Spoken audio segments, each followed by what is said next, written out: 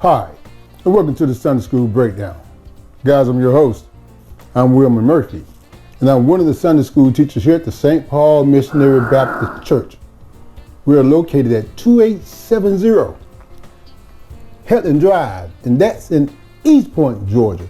The 303, the 4, and the 4.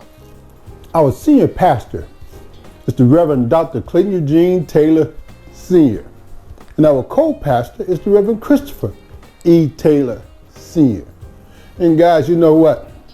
Collectively, we bring you greetings and good tidings from the Sunday School Breakdown. Oh yes, guys, you know, the world's most unique Sunday School experience, bar none. Yes, it is. Also known as the SSBD. And we thank you dearly and severely for tuning in to another session to participate in another lesson. Thank you, thank you, thank you. But do me a favor, pick up that telephone, reach out and touch someone, phone a friend, a family member, a co-worker, a church member, and God, just let them know that the Sunday School Breakdown, oh yes, guys, it is indeed about to go down. Listen, guys, this is a good lesson today. Don't do me like that. You know I'm sensitive. This is lesson number 6 in our winter semester. The book of Isaiah 43, verses 1 through 4 and verses 10 through 12. God promises to restore. God is already making plans to bring the Israelites back even before they have been put into captivity the second time. God always has a way out, even when he allows you to go, oh, time out. Wait a minute. You're praying hands. I'm already at the wall, so just, you guys come. Meet me here. Let's consecrate our minds, our souls, our spirits, our bodies. Guys, let us pray. God, please instruct and teach me as I seek to live a life that honors you. Yes, we all should want that. I ask that you will guide me into my calling. Say what? And lovingly correct my mistakes. Thank you for being the one I can always confide in, and for loving me as I am. You are a good God, and I am so grateful for you. It is in Jesus' name I pray. You pray. Amen, amen, and amen. God, that's a good prayer. It really is. Oh, the St. Paul Missionary Baptist Church. Guys, look, we are open for your spiritual business. Or if you just need to phone a friend, reach out and touch someone. Each Sunday morning, 10 o'clock Eastern Time, Facebook Live and YouTube Live simultaneously. You get to decide. Oh, I stay at the wall just a little bit longer. Okay, once again, happy birthday to all of you born in the month of January. Listen, Happy New Year to you. My wish is that all of your dreams will come true. And guys, because it is a new year, I brought out the confetti for you again. 1, 2, 3. All right. Guys, let's get into this lesson. God promises. Unit 2. God is making several promises. And you know what? God is a promise keeper. If God said it, he has to keep his word. Don't you know that God can never lie? No. Unit 2. And God is going to make a promise to restore Israel in this lesson. But at this point, they're not even in captivity. This lesson is written by Isaiah, the prophet Isaiah, one of God's main prophets, one of his super prophets.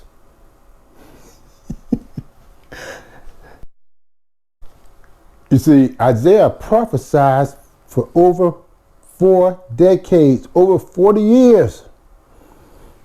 And this prophecy that Isaiah is giving the Israelites right now is written 200 years in advance of the activity.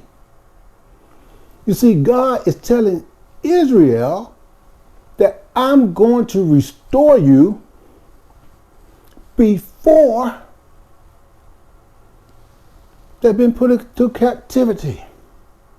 God is already telling them, I'm going to bring you out before I put you in. God is saying, I'm going to rescue you before I put you into captivity. Isaiah is writing this to the Israelites. He's documenting the process that God is giving him. God has given Isaiah long vision. And look at this. Book of Isaiah, chapter 43 and verse 1. And it does read, But now saith the Lord that created thee, O Jacob, and he that formed thee, O Israel. Fear not. Why? Why not? For I have redeemed thee. I have called thee by thy name. Why? Why did you redeem us? Why did you call us by our names? The last part say, because thou art mine. God is saying, I created you. You are my masterpiece. I am the potter and you are the clay. I am the artiste and you are the art. We are the art. And everything God created was wonderfully made. You see, God spoke the world into existence. But when it came to man, human, God laid hands on the man, mankind. God had a personal touch in developing his art. So God is saying, you are mine. I created you. I own you. Yeah, and he does. God owns us. You see where it say, "O Jacob." You see, this Jacob is one of the patriarchs. You heard of Abraham, Isaac, and this Jacob. Well, Jacob was the patriarch that wrestled with God.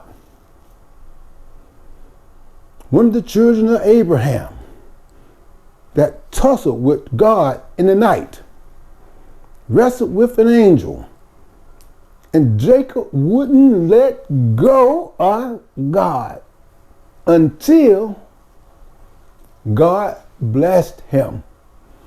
That's the way we should be. We should latch on and we should hold on tight until he blesses us. Hold on to God. Find God. He's easy to be found. All you have to do is seek him,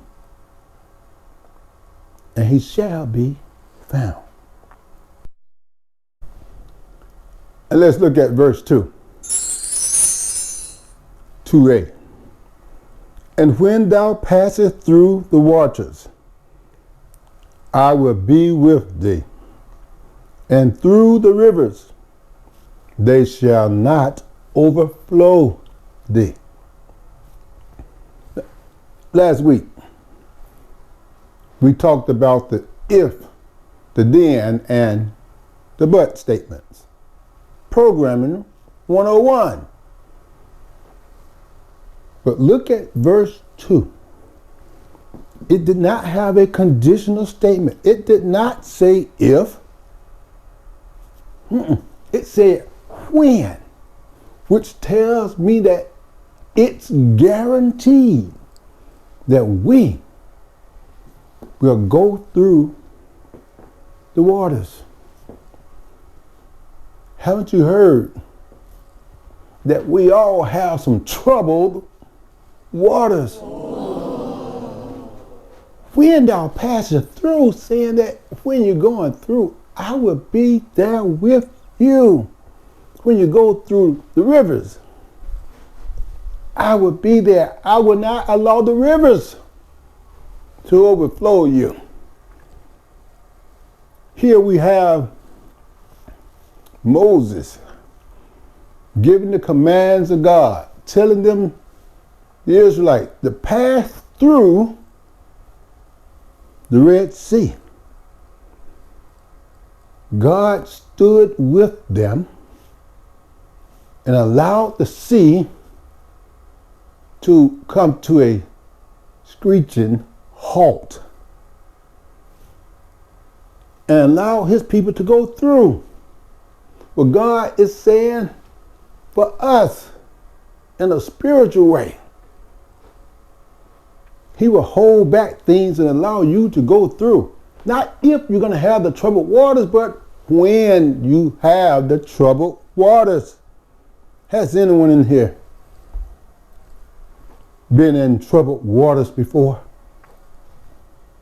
God said he was with you. And God said he will continue to be with you. And not just that, when you go through a raging river, like the Jordan, no, don't jump in. No, but let God take you through. See, God will allow you to overcome the river. In fact, God said the river will not overflow thee. He'll work it out. How? How, you ask? I honestly don't know. And you know what? It really doesn't matter. Trust him to do what only God can do. Don't be like me. Don't overanalyze.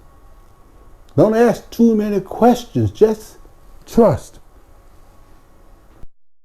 And 2b, you say, not if.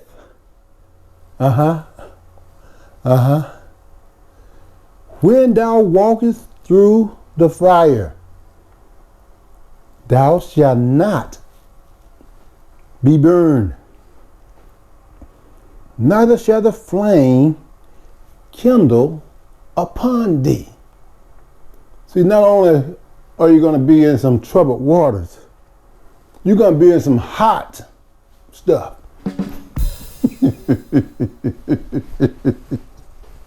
Yeah, someone going to turn up the heat. Yes, but God said you'll be able to walk through the fire, come out smokeless. Yes, come out unscathed. You'll be able to go through without being harmed. And we have history of this. You see, remember the 3 Hebrew boys, and they were put into the fiery furnace. But Jesus came into the equation, and the rest is history. The picture on the wall, the fire, and this young lady cruising through the fire. Well, I named this piece of art Too Hot to Trot. Okay, come on, guys, you know that's funny. All right, it's too hot to. Ow! Oh, it's hot. Okay. Okay, where were we? I'm feeling a little hyper. Okay, in verse 3. Oh, before I go to 3, because my mind is kind of quirky, look back at 2b just quickly. I want to break something down. It says, when thou walkest through the fire. Okay, we understand that. Well, then it goes on, it skipped down and say, neither shall the flame kindle upon thee. So my mind asked me, it said, hey dude, what's the difference between fire and flame? Aren't they the same? Yes. Look at this. Our walk word of the week.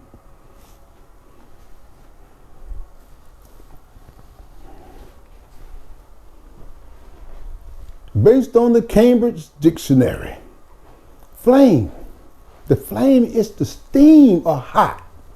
It's the steam or hotness that burns gas from something that's on fire. Now, the fire is the material that's being burned, right?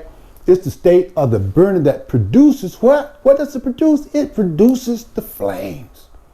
In other words, it seems that the fire refers to the state, while the flame refers to the result of the state. Yes, the flame is the result of the fire. So I wondered in verse 2a why it said you walk through the fire and the flame, so neither one of those elements will be able to harm you. That young lady walked through the fire and through the flame, and she came out unscathed. After all, she is too hot to trot. And now, verse 3. For I am. We can close the book and leave right now. I could drop the mic and walk. For I am the Lord thy God, the Holy One of Israel, thy Savior. You see, I gave Egypt for thy ransom, Ethiopia and Seba for thee. God is saying that he created you. He created me. He created us. But for the Israelites, God created them too. He chose them to be his chosen nation, his nation elect, his model nation. And God is saying, I'm thy Savior. I gave Egypt for thy ransom, and Ethiopia and Seba for thee. Now, how can I put this in a delicate way? Is God saying he bought the Israelites back? He created them, but then he paid a ransom for them.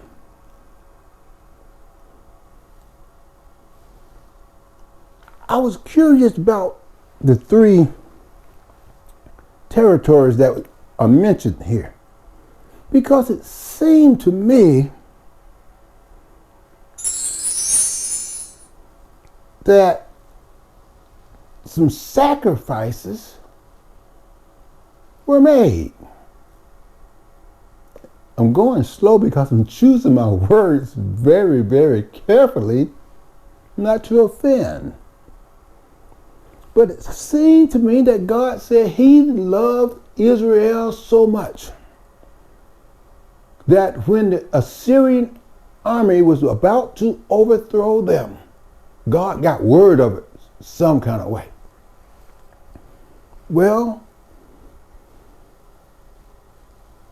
God allowed someone else to go in their place. But it seems that God sacrificed people for his Israelites. And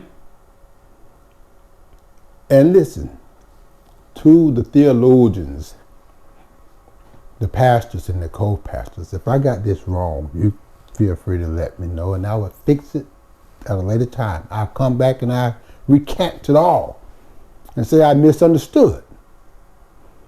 But it seemed like that was a sacrifice. And then verse 4 kind of confirmed my suspicion. Look at verse 4. Since thou wast precious in my sight, thou hast been honorable, and I have loved thee. Therefore, I will give men for thee, and people for thy life. I could be translating this completely wrong. I could be breaking it down completely wrong. But that's what I'm seeing, and that's what I'm hearing. Now, back in verse 1, chapter 43, verse 1, God said, I created you. Therefore, if God creates us, he can do whatever he wants. So if God wants to take you and use you as a sacrifice, he has every right in the world. He created you. He's your owner. But yet, he's willing to buy the Israelites back, and he bought us back. That was a story in one of the commentaries that I was reading. It speaks of a little boy that had built a boat. The little boy had an engineer in mind. So he put the boat in the lake, And of course, the water took the boat out of his reach. Now, he had the materials, he created the boat, built the boat. But then he was walking downstream a few weeks later, and he saw a man on the side selling items he had found near the river. Well, he saw his boat. And he asked the man, hey, let me have my boat back. I lost it a few weeks ago.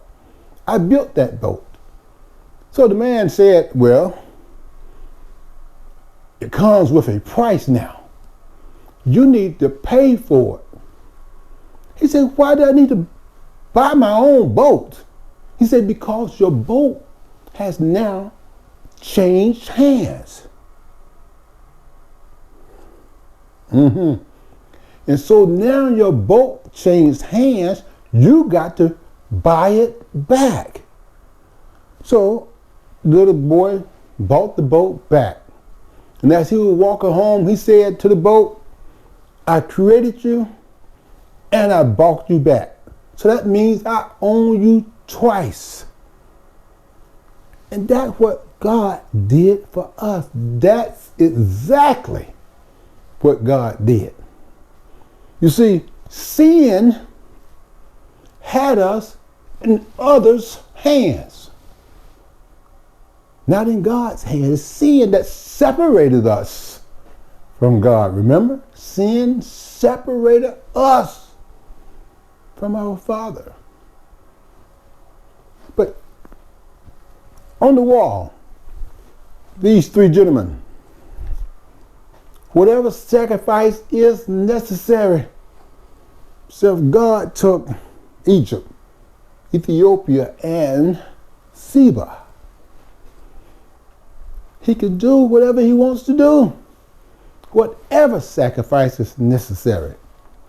This man in the middle, perhaps the best thing in this world, require the biggest sacrifice. Think about it. Your salvation, the best thing in the world. Well, if it's the best thing in the world, wouldn't you think it would consider, it would require the biggest sacrifice?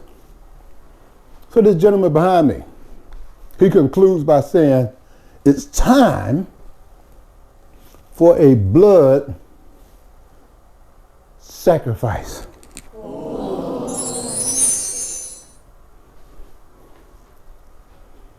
Jesus said, you are my friends, therefore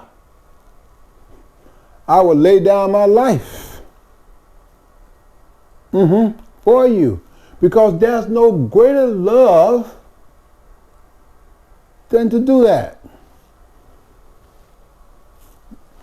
God paid the biggest price. Jesus was the biggest sacrifice.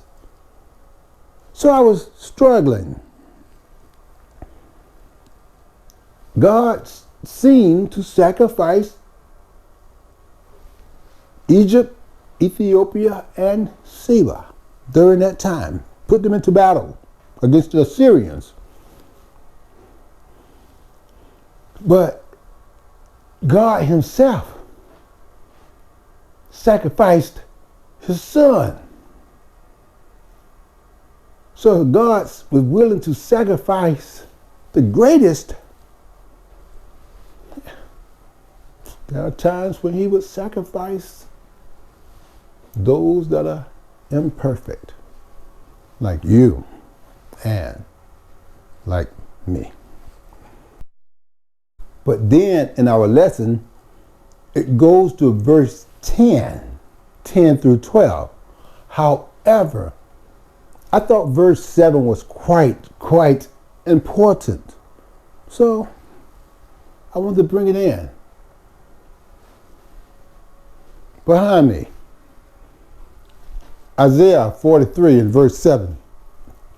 Oops, the title said the NLT, but it's not. This is actually the KJV, the King James Version, okay? But it reads, even everyone that is called by my name.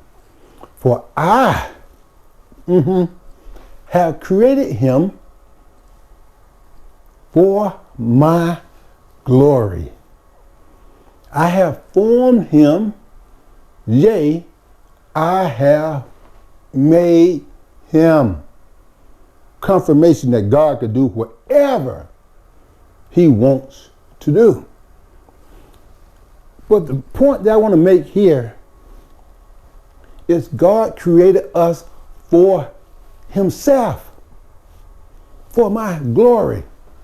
God was glorifying himself when he created man. And now he just wants man to give him the honor, the respect, the adoration, the admiration. Give him his glory. Yes. Keep that in mind. That's why we are here, to magnify, glorify the Lord. Now, over in verse 10, it takes a hard turn.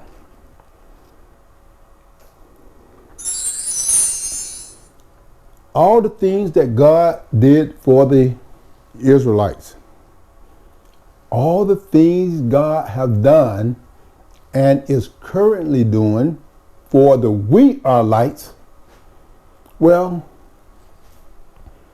we're going to have a mock trial with God as the defendant. Because we, the Israelites, and the we-are-lites, mankind, we are accusing God of being an absentee father. So here behind me, you see this old historic building. This is actually the courthouse in my hometown, the mighty Barnesville, Georgia, Lamar County Courthouse. And it's very fortunate for me that I have spent very little time in this building. Plus, I no longer live in the city. But yes, this is our courthouse. And so in this mock trial that's going to be held in Barnesville, we got to have a judge. We got to have a jury. We got to have a prosecutor. And we got to have witnesses. Israel is on trial. And God is saying, I have done so many things for the Israelites and the we-are-lites. So during this trial, once again, God is defending himself. After all, God doesn't need representation. He doesn't need counsel. So we're going to call some witnesses. And the witnesses must testify the truth. After all, they understand. They say, I swear to tell the truth, the whole truth, and nothing but the truth. For help me, God, the defendant. We're accusing him, the Israelites are accusing him of being an absentee father. But all the things that God did, look at verse 10. It say, but Israel, ye are my witnesses, saith the Lord, and my servant whom I chose. I have chosen. God is saying in his defense, I chose you, Israel. I selected you. I promised Abraham Isaac and Jacob, that I would bring you out from captivity. I will look after you every day. I will give you manna from heaven each and every single day. I will give you shoes while you're in the wilderness. I will do all of these wonderful things for you. So just testify. Those are the Israelites, the Weirlites. Can we testify? Can we be a witness for God? Let me ask you a question. Has God brought you out? Has God come to your rescue? Have you been sick and God healed your body? Have you been broke and money just appeared from a stranger? And God came to your rescue and you knew it was nobody but God, the defendant. God. Each and everyone that's ever been through a test, each of you that's gone through the fire and came out smokeless, that's gone through the water and didn't drown, you have a testimony. You are my witnesses. And 10b say, that ye may know and believe me and understand that I am he. Before me, there was no other gods. Before me, there was no God formed, neither shall there be after me. God is saying, I am indeed the end all, be all God. Before me, the word God wasn't in the vocabulary. I am the Alpha, and I am the Omega. I am the beginning and the end. So therefore, there was no God before me, and there won't be any gods after me. Some more witnesses. She had a situation and she said she saw it with her own eyes. Yes. Brother Marvin Sapp said it's gonna happen. A miracle. It's on its way. These are testimonials. Brother Elliott from Law and Order said it's like witnessing a miracle. These are testimonials from God, about God. Do you have a testimony to add to the wall? The Israelites have thousands and thousands of countless numbers of testimonials to add. But at times they felt like a wayward child. They felt like an orphan. God never left them.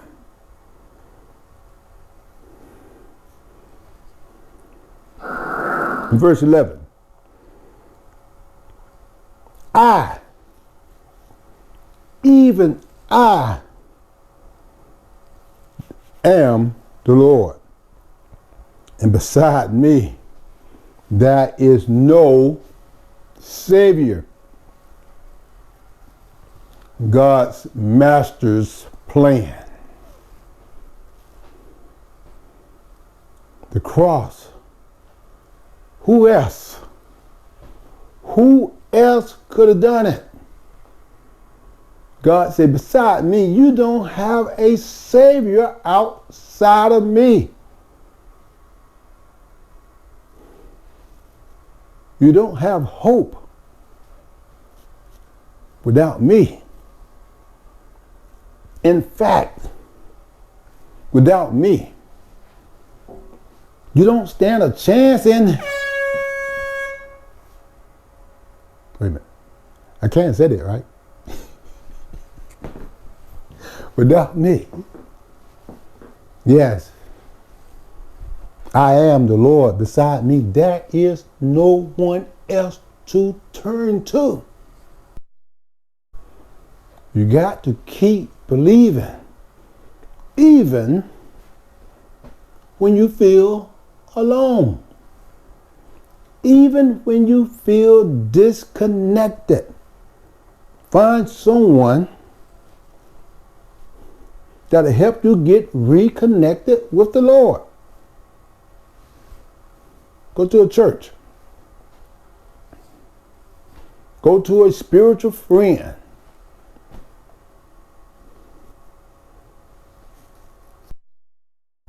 Talk to your Sunday school teacher.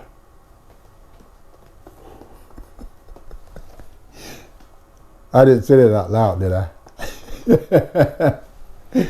Yes, but God is saying, I am the only one that can save you.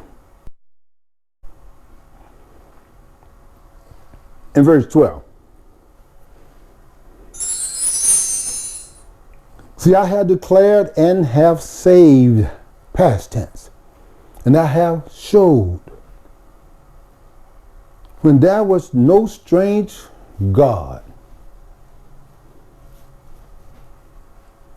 among you.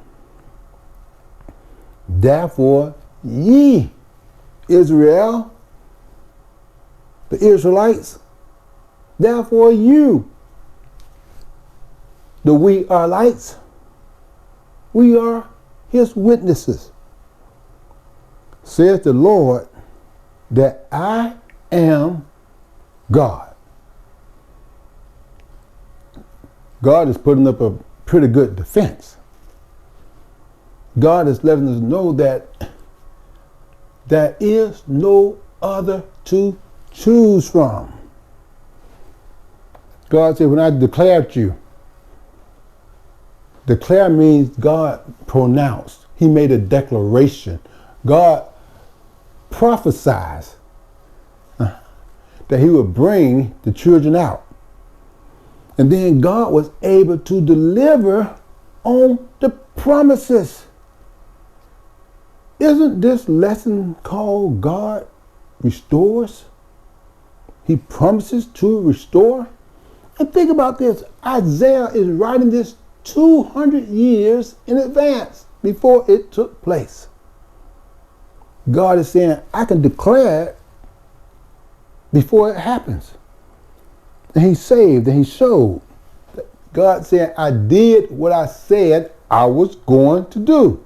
There was no one could stop me. There was no strange gods among you. Therefore, you can't be witnesses for the strange gods because they didn't exist. There was no one among you but me, the true God, Yahweh.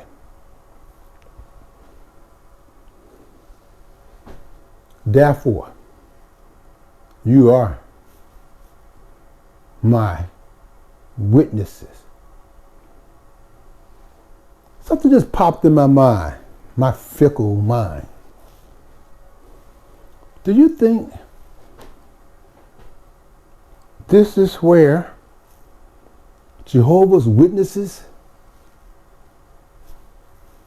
got their title? I'm not being facetious. I honestly don't know. I should have looked it up, but like I said, it just came to my little teenage mind. But yes, I think so. These verses keep talking about witnessing. And Jehovah, I'm just saying. So God is saying, yes, I did everything for you. So now the jury has come back in, and we need to close this case out. The jury has returned, And the jury is giving the decision, the verdict, to the judge. And the verdict is, come on guys, you know that's cute. You know that's cute. It's borderline clever, but I'll take cute for now. And on the case that the Israelites and the Weirlites versus God on whether or not God has been a wayward parent, a absentee father. Well, God is not guilty. In fact, God has been better to us than we have been to our own selves. God loves us better than we love our own selves. God loves us better than we love him. He gives us grace and mercy each and every single day. Grab on to God, yes, and never, never, never let go. And listen, God said there was no one else but him. Therefore, my hope is built on nothing less than Jesus' blood and his righteousness. And guys, you know what? That's our lesson for this week.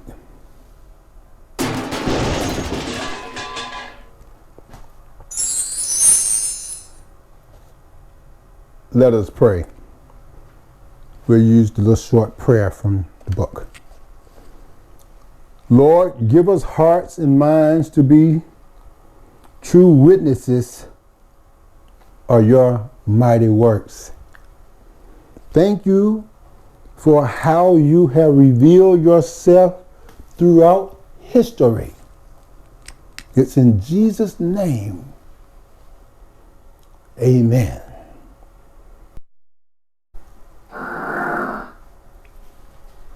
Next week's lesson. Book of Isaiah, chapter 48, verses 3 through 8a, and verse 17. Lesson 7 in winter already. It's going by so quickly. God promises to guide. Guys, that's a good lesson. Oh, I'm just saying. Guys, let's get out of here. Thank you for watching the Sunday School Breakdown, guys. I'm your host. I'm Wilman Murphy. And I appreciate you dearly and severely. Do me a favor.